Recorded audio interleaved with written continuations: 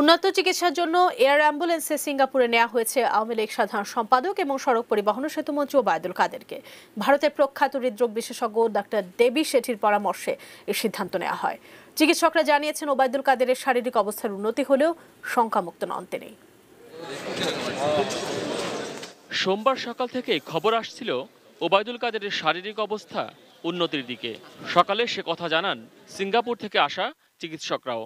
এরই মধ্যে দুপুর নাগাদ ভারত থেকে বিশেষ বিমানে ঢাকায় আসেন প্রখ্যাত হৃদরোগ বিশেষজ্ঞ দেবী Shetty.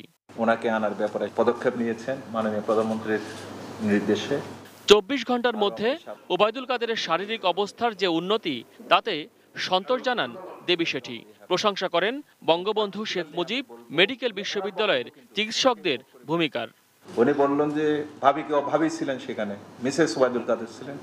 Your husband is lucky যে ওনারা এই এক্সেলেন্ট টিম যে সকল স্টেপ নিয়েছে এতক্ষণ পর্যন্ত ইউরোপ আমেরিকাতেও এর চেয়ে বেশি কিছু করার নাই।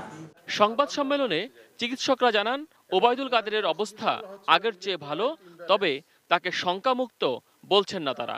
ব্লাডের রক্তের পিএইচ এগুলো বেশ উঠানামা করছিল, এখন সেগুলো সবগুলোই মোটামুটি নর্মাল রেঞ্জের মধ্যে চলে আসছে।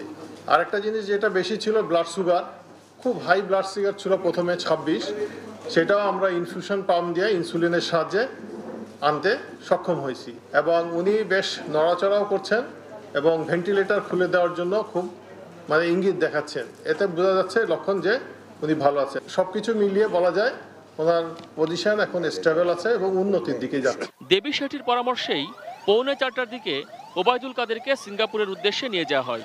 সোয়া 4টায় তাকে বহনকারী এয়ার অ্যাম্বুলেন্সটি সিঙ্গাপুরের উদ্দেশ্যে উড়ে যায়। উনি বলেছেন কালকের চেয়ে আজকে ঝুঁকি কম। আই এম মোর কনফিডেন্ট আজকে ওনাকে সেফলি শিফট করা, কিন্তু ঝুঁকি আছে। সেখানকার মাউন্ট এলিজাবেথ হাসপাতালে তাকে চিকিৎসা দেওয়া হবে।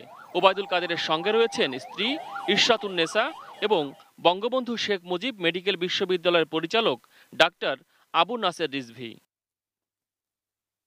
মহসিন কবির, এটিএন নিউজ, ঢাকা।